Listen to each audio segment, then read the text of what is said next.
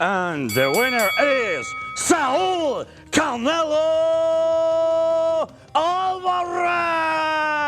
Bueno, ayer en el TD Garden Arena lo que sucedió entre Saúl el Canelo Álvarez, que bien sabemos, él sí generó boxeo a la hora de contraatacar, lo hizo.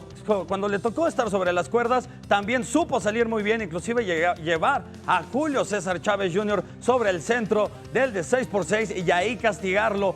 Después, Julio César Chávez Jr., no sé, lo único que me queda claro es que todo el talento se lo quedó el padre. Él no tiene absolutamente nada que hacer.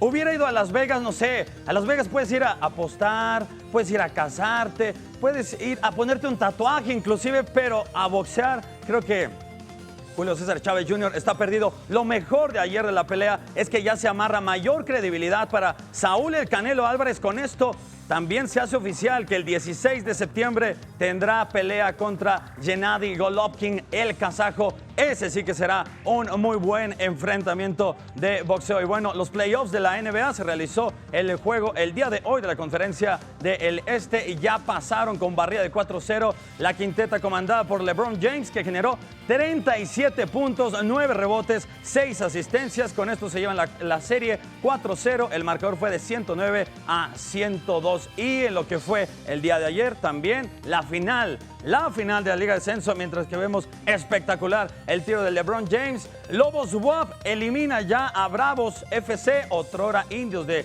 Ciudad Juárez, marcador de 2-1. Los numerados de Rafa Puente Jr. tomó este equipo en octubre del 2016 y ahora está por pelear la final de ascenso, que será contra Dorados de Sinaloa. Esto será el miércoles, el 17 de mayo.